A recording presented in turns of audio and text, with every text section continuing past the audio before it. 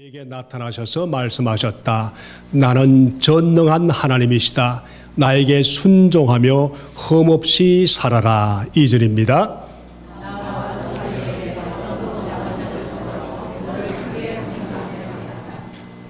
아브라함이 얼굴을 땅에 대고 엎드려 있는데 하나님이 그에게 말씀하셨다.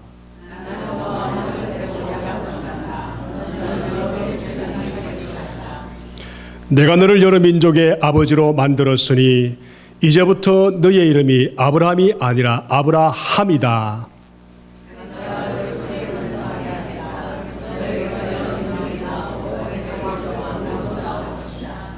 내가 너와 세우는 언약은 나와 너 사이에 맺은 것일 뿐 아니라 나의 뒤에 오는 너의 자손과도 대대로 세우는 영원한 언약이다. 이 언약을 따라서 나는 너의 하나님이 될 뿐 아니라 뒤에 오는 너의 자손의 하나님도 될 것이다. 8절입니다. 네가 지금 나그네로 사는 이 가나안 땅을 너와 내 뒤에 오는 자손에게 영원한 소유로 모두 주고 나는 그들의 하나님이 될 것이다. 아멘. 우리 새해 첫 예배 우리 같이 한번 인사하는 그런 시간 갖길 바랍니다. 우리 새해 우리 한 해 동안 모두가 신명나게 살겠습니다. 주님의 놀라운 은혜로 모두 건강하게 살겠습니다 하는 그런 마음으로 옆 사람에게 또 전후좌우에 새해 하나님의 복 많이 받으세요. 같이 한번 인사하십시다. 신실한 마음으로.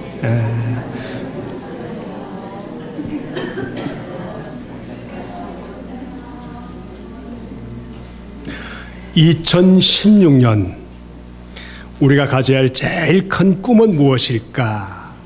올해를 위해서 하나님이 우리에게 예비하신 은혜의 날들이 무엇일까? 무엇을 생각하며 어떻게 살아가야 할 것인가 하는 것을 오늘 이 말씀에 보면서 하나님이 하나님의 영광을 위해서 살라 그런 말씀으로 말씀이 우리에게 주어졌습니다. 우리 전후좌우에 한번 돌려보세요.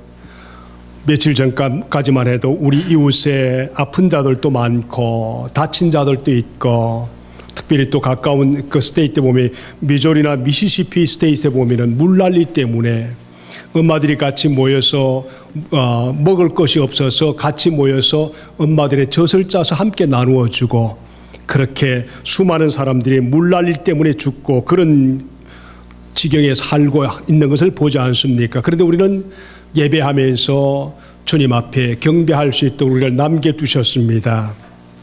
그러므로 우리가 한번 잘 생각하면서 전후좌우에 어려움을 당하는 그런 사람들 생각하면서 우리가 살아야 할 것, 다시 말하면 우리에게 주어지는 하루하루가 얼마나 귀중하고 또 얼마나 값진 복된 날인가 하면서 우리 나를 생각하고 계산할 수 있는 지혜가 우리 속에 있어야 된다는 것을 믿으면서 감사하며 살기를 축복합니다. 내가 살아있다는 것이 보통의 복이 아닙니다.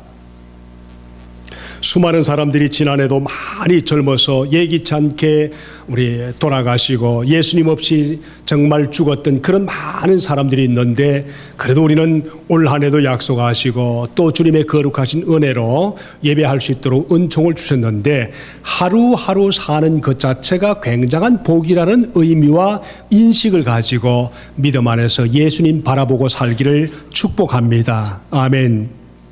우리에게 주어진 귀한 복된 날, 이 가치 있는 날들이 우리에게 주어졌다면은 이런 아름다운 날들을 우리가 잘 소화하면서 살기 위해서 잘 살아갈 수 있는 방법이 무엇일까 하는 것을 보면서 오늘 본문이 우리 1절에서 먼저 말씀합니다. 하나님의 영광을 위해서 지혜로운 계산자가 되라. 지혜롭게 계산할 수 있는 사람이 되라. 그렇게 말씀하십니다. 하나님 뭐라고 그러십니까? 나는 이러한 사람이고 나는 전능하신 하나님이다. 나에게 순종하면서 흠없이 살아라. 개역 성경 옛날 성경에 보면 내 안에서 내 앞에서 완전하게 행하라. 그랬습니다. 우리가 어떻게 완전하게 행할 수가 있습니까? 우리가 어떻게 흠없이 살 수가 있습니까? 원래 우리 교회에 받은 첫 달력의 첫 페이지도 보니까 뭐라는데 고린도전서 10장 31절의 말씀을 통해서 하나님의 영광을 위해서 살라. 그 말씀이 어디인가요? 너희가 먹든지 마시든지 무엇을 하든지 다 하나님의 영광을 위해서 하라. 우리가 어떻게 완전할 수 있는가? 아무리 봐도 불가능하지만 한 가지 방법이 있습니다. 그게 뭔가 하면 하나님을 위하여 하나님을 영화롭게 하려 사는 것이 바로 완전하게 사는 것입니다. 성경은 우리에게 그렇게 말합니다. 완전히 행하라. 이것은 하나님의 영광을 위하라. 저를 좀 주목해 주시겠습니까? 한번 따라합시다. 하나님의 영광을 위하여. 다시 한번 하십시다. 하나님의 영광을 위하여. 창세기 17장의 말씀은 하나님이 아브라함에게 나타나실 때 몇 살이라고 분명히 말했는데 몇 살이라고 그랬습니까? 99. 오늘날 말하면은 100세 시대. 지난주에 말한 것처럼 전해라 하는 그런 노래를 생각하면서 100세에도 가기 싫어하는 것이 우리의 본능이지만은 오늘 100세쯤 되면은 99세 되면은 우리 마음에 가지는 것이 뭡니까? 이제는 대충 살아야지.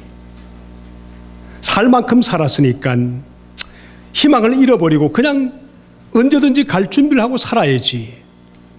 근데 하나님께서 아브라함에게 그런 하나님이 나타나셔서 아브라함에게 하시는 첫 번째 음성이 뭡니까? 나는 전능하신 하나님이라. 그러면서 1년 후에 메마른 고목나무에서 이삭이라는 위대한 아들이 탄생하면서 아브라함에게 다시 소망을 주셨습니다. 제가 여러분에게 다시 애기 낳아라 그런 소리는 안 하지만은 희망은 잊어버리지 말고 주님 안에서 새롭게 소망을 가지고 살라. 하나님이 99세에 아브라함에게 나타나셔서 희망을 불어넣었다면은 아직도 30대, 40대, 50대, 20에 말할 것도 없지만은 이런 놀라운 은혜를 가지고 이 복된 날을 가치 있는 이 날이 우리에게 주었다는 것을 인식하면서 이런 아름다운 날들을 위해서 우리가 잘 소화하면서 살 수 있는 은혜가 우리에게 주어지길 바랍니다. 따라할까요? 영광을 위하여 지혜롭게 하루하루를 계산하자.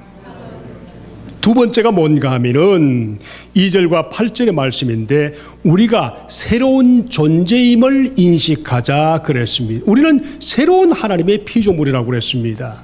분명히 예수님 안에 돌아오면은 새로운 피조물이라고 그러는데 새로운 피조물이라는 굉장히 중요한 사인을 주셨는데 그게 뭔가 하면은 내 언약을 너희에게 두었다 그랬었습니다.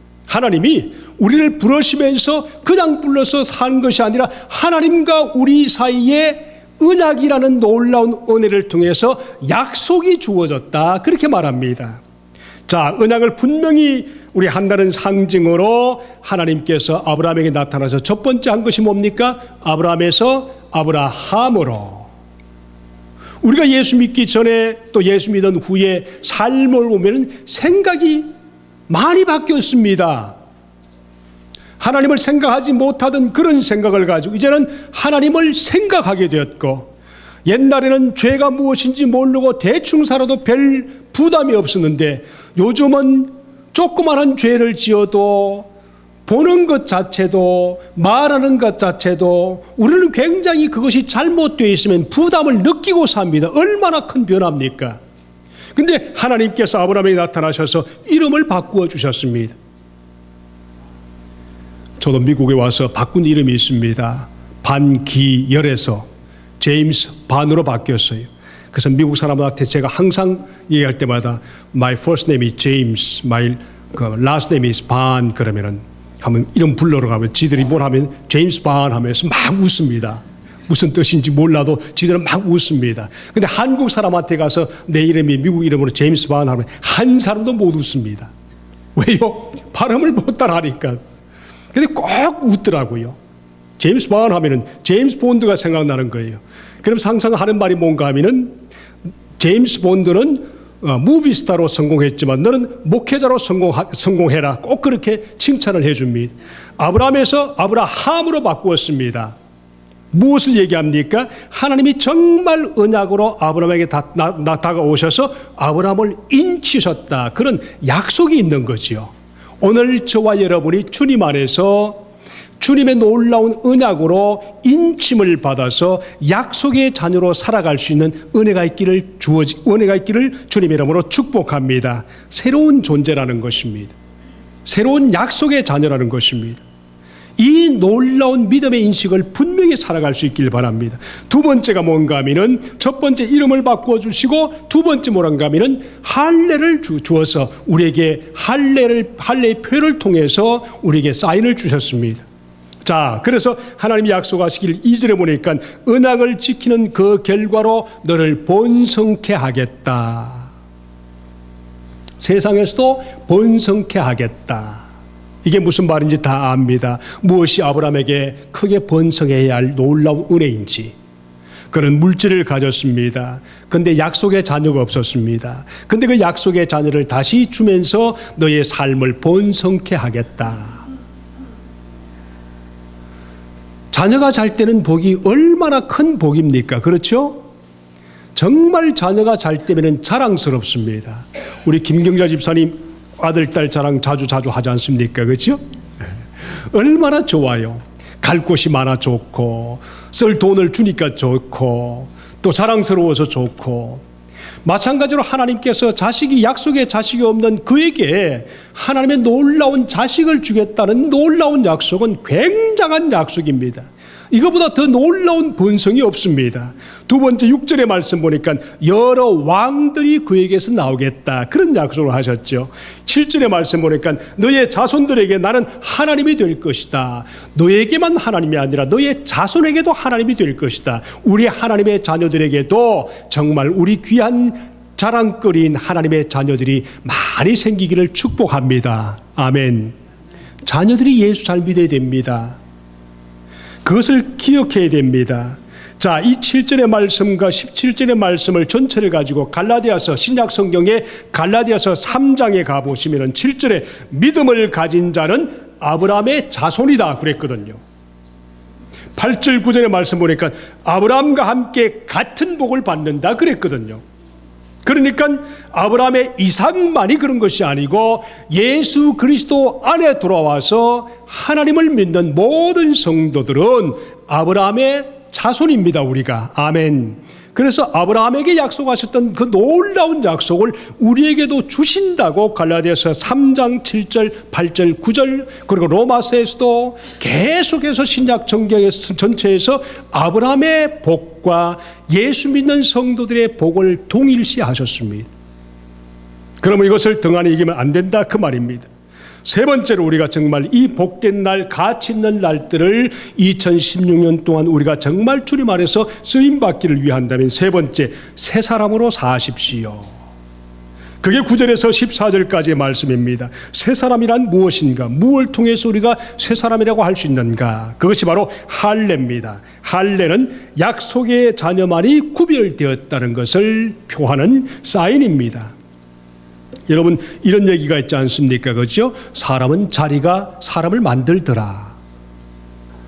부모가 되면은 부모의 가치를 당연히 알게 모르게 우리가 다 하게 됩니다. 그렇죠?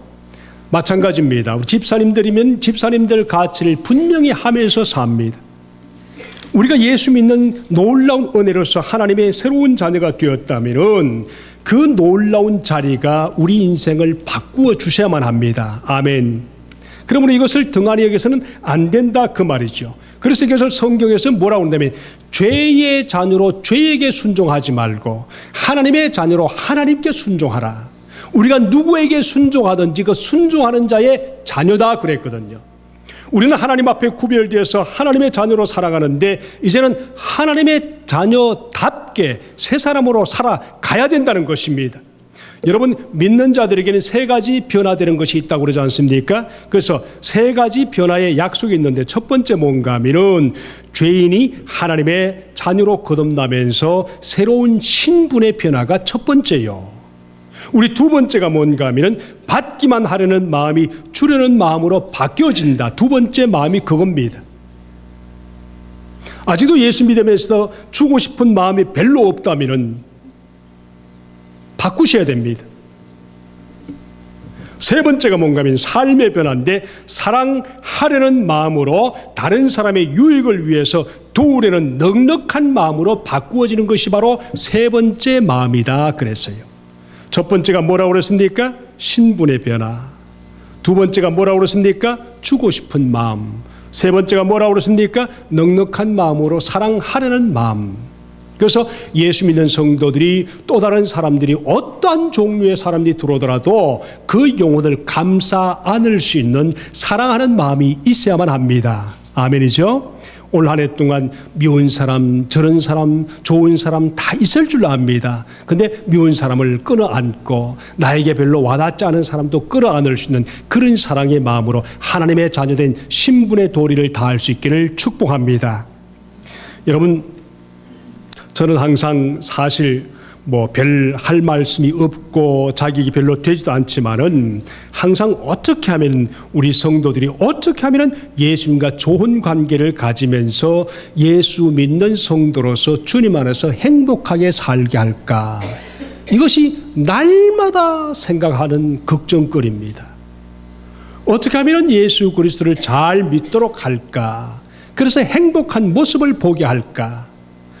제가 말씀을 드리지만은 전화하려고 해도 부담스러울 때가 있습니다. 바드가 될까 봐서 부담스럽고, 노할까 봐 부담스럽고, 또 뭐라고 그러면 또 찡얼거릴까 봐 부담스럽고, 그렇지만 마음속에서도 항상 같이 옆에 있고 싶고 같이 전화하고 싶고 이런 마음이 항상 마음속에 있습니다.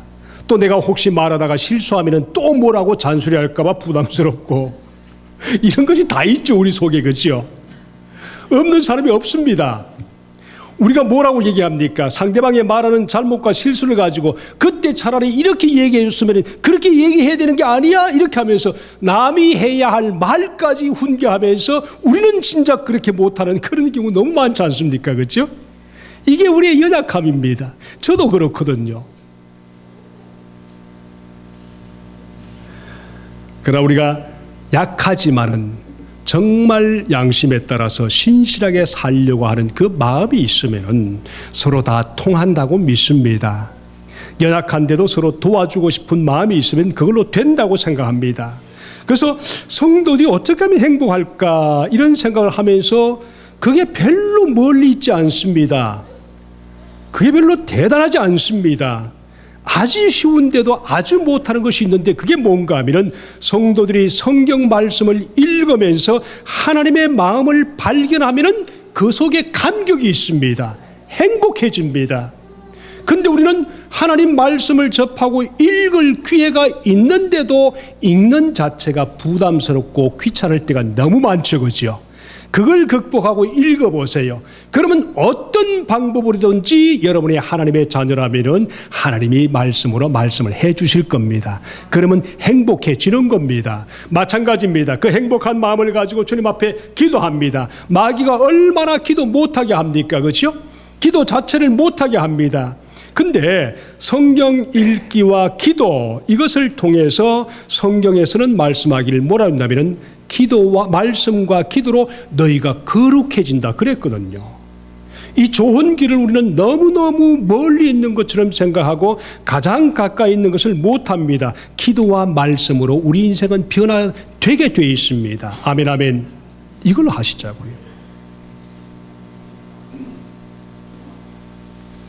예수님과 동행했던 사도 바울이 한번 보세요. 그 예수님을 바라볼수록 사도 바울의 고백은 예수님을 교제하고 바라볼수록 그의 마음이 어떤가 하면 너무너무 자기는 죄인 중에 괴수라고. 그게 너무너무 은혜가 되는 거 있죠. 그렇죠? 예수라는 그 엄청난 빛을 바라보니까 자기 마음속에 어둠이 가득한 걸 보면서 느끼는 놀라운 하나님의 성도들이 가지는 마음입니다. 예수님을 발견해 보세요. 예수님을 알아보세요. 그러면 누구를 평가하고 비판하고 남이 잘못한 것을 얘기하는 것이 아니라 내 마음속에 있는 어둠을 주님 앞에 끌어내서 그것이 너무 우리 내 삶 속에 은혜가 된다는 사실을 발견하게 됩니다.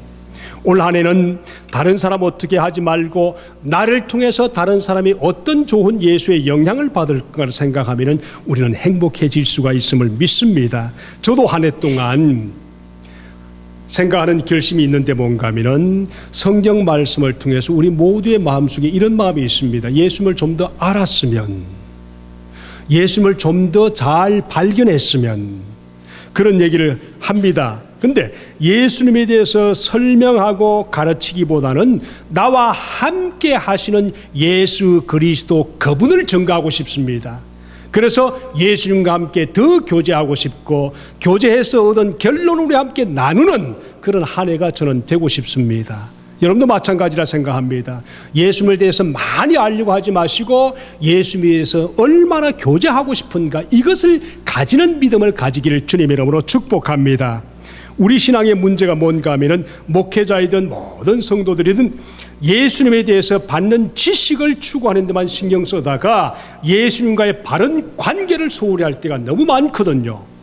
그래서 예수님에서 많이 알면 알수록 더 많이 교제해야 되는데, 교제는 뒷전에 두고 알려고만 하면서 더 많이 알면 내가 더 지식인들이 될 것 같은 그런 착각 속에서 더 놀라운 성도가 될 것 같은 착각 아닙니다. 예수 그리스도를 더 교제하는 그것이 나를 더 풍성하게 한다는 사실입니다.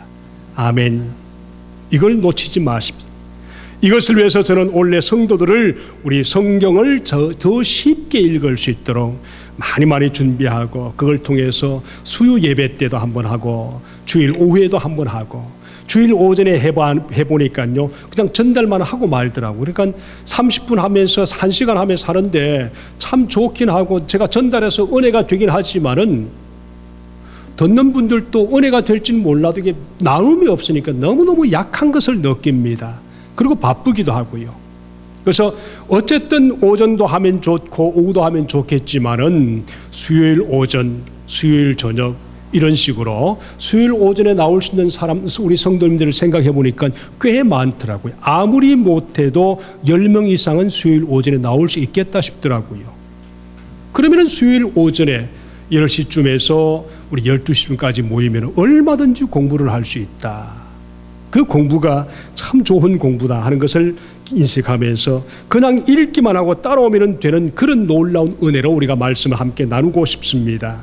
그리고요, 원래 여러분 참게 성경을 많이 읽고 그 잘 준비된 그 말씀을 가지고 혹시나 선교사로 또는 단기 선교로 나갈 때마다 그 말씀을 좀 쓸 수 있도록 그렇게 좀 준비하고 싶습니다.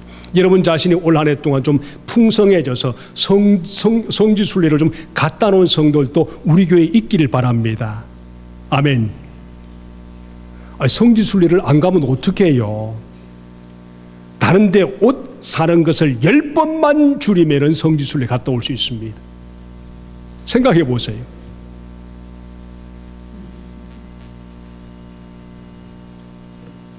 세상에 여자들 자켓 하나 사는데 1,000불이더라고요. 그 3개만 안 사보세요. 가방 하나가 제일 싼 게 300불이더라고요. 10번만 절약해 보세요. 성지순례 충분히 갔다 올 수 있습니다. 물론 300불 이상 가진 사람들은 부자들이 가지는 거긴 하지만은 어쨌든 성지순례도 좀 그렇게 하시고. 자, 왜 제가 이런 말씀을 하는가 하면은 여러분이 예수님을 믿습니까? 정말 예수님을 믿으세요? 정말 내가 예수님을 믿는다 하는 분 좀 손 좀 들어보세요. 마음으로. 나 정말 마음에 예수님을 믿습니다. 예수님을 믿는 성도들 꼭 기억하세요. 그렇다면 여러분이 알든지 모르든지 이미 예수님을 믿는 그 순간부터 하나님 나라의 동력자로 쓰임받기를 시작한 사람들입니다. 이 엄청난 중요한 깨달음과 사명을 가지고 우리가 주님 앞에 예배를 드리고 하나님 나라 확장을 위해서 출발한 성도들이기 때문에 우리는 주님 앞에 쓰임 받아야만 합니다. 여러분, 예수님께서 여러 비유 중에서 가장 짧은 비유를 했는데 그게 굉장히 은혜가 되는 의미가 심각한 그 놀라운 은혜가 있는데 그게 뭔가요? 마태복음 13장 33절 13장 33절 아주 쉽죠? 13장 33절 천국은 마치 여자가 가루 서말 속에 갖다 넣어서 전부 부풀게 하는 누룩과 같으니라. 가루 서말, 석대가 아니고 서말이 얼마나 많습니까? 그렇죠? 근데 거기에 뭘 집어넣습니까? 누룩을 집어넣었더니 상상을 해봤더니 한 대만 해도 부풀면 엄청난 빵을 만들 수 있는데 석대가 아니라 서마를 갖다 넣었는데 아마 제 생각에는 한 방 가득 채우지 않았을까. 이것을 예수 믿는 성도들이 주님 앞에서 하나님의 나라를 위해서 봉사하는 그 순간 우리 하나님의 약속된 나라가 나를 통해서 얼마나 부풀어질 것인가 하는 것을 주님이 예를 들은 겁니다. 그러므로 이것을 인식하면서 살기 바랍니다. 이미 예수 믿는 그 순간부터 우리는 하나님 나라의 동력자로 쓰임받기로 출발한 사람들입니다. 아멘 아멘. 이걸 기억하십시오. 그래서 그 누룩은 많은 영향이 있는 것 같지만 작은 영향이 큰 역할을 한다는 겁니다. 부정적인 말 한마디도 큰 역할을 하고 긍정적인 좋은 말 한마디도 큰 역할을 하고 내가 쓰임받기 위해서 정말 주님 앞에 한마디 하는 그 자체 또 기도 한마디 하는 그 자체가 얼마나 크게 쓰임받을 수 있는가. 올 한 해 동안 저와 여러분은 예수님으로 크게 쓰임받을 수 있는 하나님의 종들 되기를 축복합니다. 부탁합니다. 기억하세요. 그래서 이 성도들의 작은 믿음이라도 그것이 대단한 바람을 일으킨다는 사실을 기억하면서 왜 이런 얘기를 하는가 하면은 우리가 예수 믿는 그 순간부터 이제는 나 홀로 신앙생활이 아닙니다. 성경 어디를 봐도 나 홀로 신앙생활은 없습니다. 보세요. 오늘날 성도들이 보면은 날이 갈수록 점점 더 포스트 마더니즘 시대가 되기 때문에 복음이 허미하게 되고요. 또 복음이 대충 전해질 수밖에 없는 그런 환경이 되고요. 남자 여자 구별 없는 그런 시대가 되고요. 가정도 남편 따로 아내 따로 지 마음대로 생활하면서 죄짓게 되고요. 이런 시대가 점점 더 가면서 앞으로는 가정 자체가 없어지는 그런 시대가 될지도 모르겠습니다.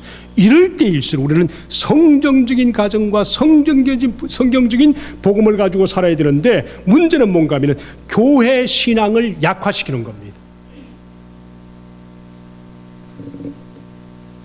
개인 신앙이 아무리 좋아도 교회를 세울 수 없는 그런 신앙이라면 별 사실 쓸모없는 신앙입니다. 성경 어디를 봐도 그렇습니다. 여러분, 마귀는 성도들에게 개인 신앙은 업하게 만들고 교회 신앙을 자꾸만 떨어뜨려 만들어서 좋은 교회 나쁜 교회 자꾸만 탓하고 이런 시대가 될 겁니다. 그러면 그때는 모이기를 피하는 어떤 사람들의 습관과 같이 하지 말라는 그 말이 사실화되면은 우리는 굉장히 곤란한 그런,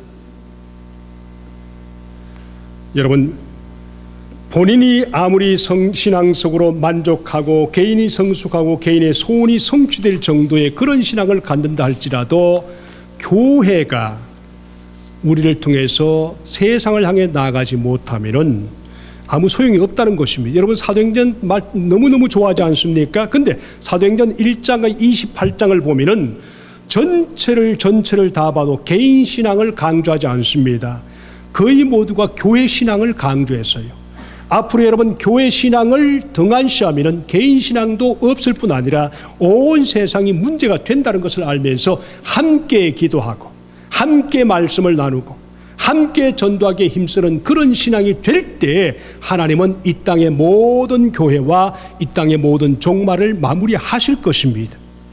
우리를 통해서 그 일이 이루어지기를 축복합니다. 사도들 모두가 공동으로 한 말이 교회였습니다. 예수님도 끊임없이 한 말씀이 교회와 예수 그리스도였었습니다. 개인 신앙 10년, 20년 한다고 해도 교회 신앙에 들어오지 않는다면 소용이 없는 것입니다.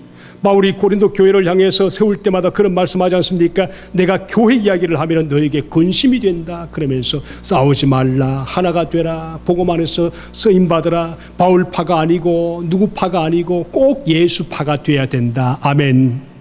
이것을 우리가 기억해야 됩니다. 그래서 이런 마음을 가져야 됩니다. 교회 운명이 나의 운명이다. 참으로 초대교회가 그랬고 오늘날 교회가 그럴 것입니다. 교회 신앙생활이 나의 신앙생활이고 교회 운명이 나의 운명이 될 것이다. 그래서 함께 모여서 연합기도할 때 하나님은 그 교회에 부흥을 일으켰습니다. 사막에 가서 열심히 혼자 기도한다고 해서 그것이 교회 부흥을 이루는 것이 아니었습니다. 함께 모여서 기도하고 함께 연합해서 주님의 놀라운 일을 하면서 교회를 세워갈 때 하나님은 그 교회를 통해서 성령이 역사하셨던 것을 볼 수가 있습니다. 올 한 해 동안 저와 여러분이 하나님의 교회를 세워갈 수 있는 그런 사명을 가지십시다. 아멘.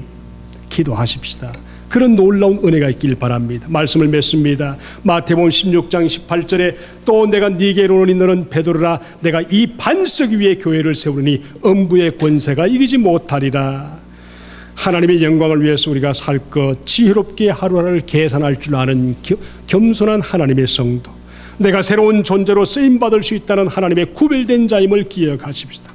내가 새 사람으로 성령의 인도하심을 받아서 가정과 교회를 세우는 좋은 성도가 되기 위해서 힘쓰고 애쓰는 그런 하나님의 성도가 되시기를 주님 이름으로 축복합니다. 기도하겠습니다. 여러분은 값진 하나님의 백성들입니다. 이 값진 하나님의 백성들이 되어서 주님 앞에 쓰임받기 위해서 우리 같이 한번 기도하십시다. 나를 통해서 수많은 영혼들이 영향받을 수 있도록, 나를 통해서 수많은 역사가 주님 교회 안에서 일어날 수 있도록 우리 같이 한번 연합해서 올 한 해 동안 하나님 교회를 세우시옵소서, 가정을 세우시옵소서, 내 믿음을 세우시옵소서 한번 정리하면서 기도하는 시간 같습니다. 기도하겠습니다. 하나님 아버지, 내 한 사람 잘 되는 것